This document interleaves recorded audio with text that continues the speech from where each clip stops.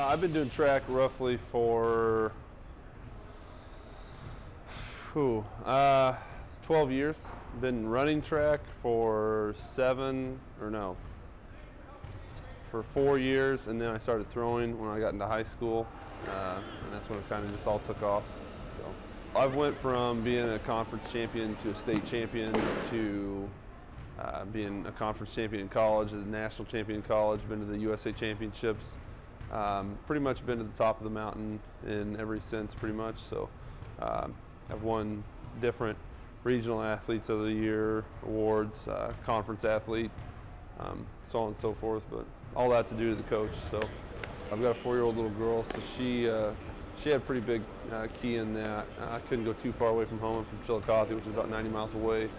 So I decided to come here. Had a great program, knew a lot about it.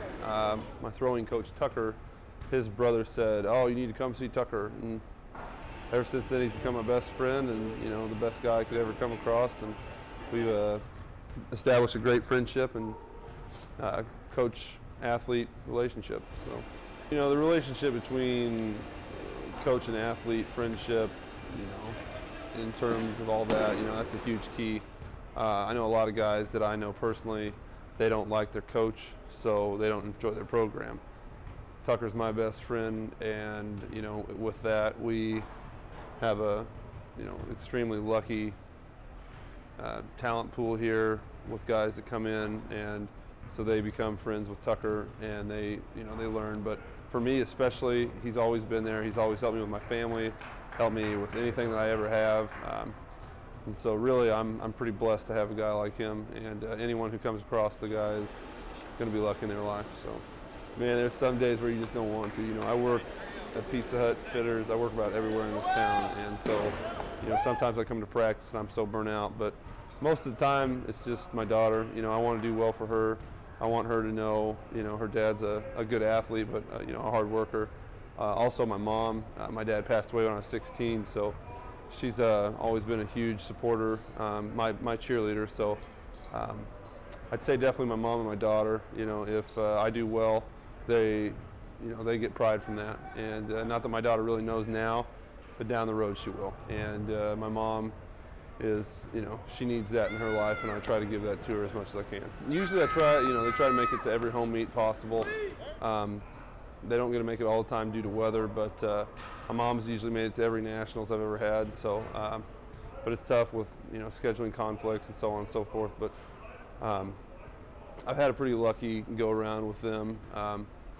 But my mom usually makes it. My daughter doesn't always get to, but you know, we try to schedule as much time as possible. So I plan to hopefully be a professional after this year, have a sponsorship and so on and so forth. Those are hard to get, those are hard to come by, but you know, all good things come with hard work. So I got a great program here, great staff.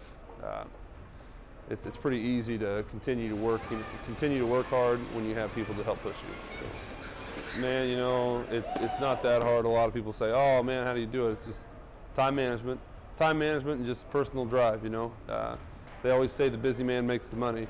I want to make money. I want to be the top. I want to be the best. And so when I go to apply for jobs and I put that down on my resume, I know that right now it's not very much fun, but you know what? It's worth it.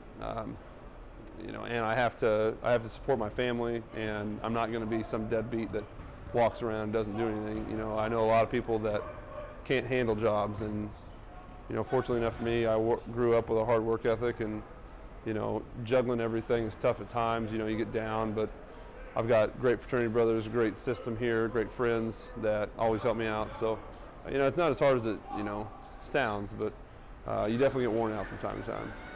The best advice that I've ever read or thought of is visualize, believe, and achieve. If you can visualize it and you believe in it, you can achieve it. So, you know, don't let people tell you no. What you think about, you bring about. And if I'm going to think about being the best, I'm going to become the best. I have to work there, but you have to think about it and you have to believe in it first before you can ever do it. So I do that, and the sky's the limit. You know, don't ever let anybody tell you different. It's not easy.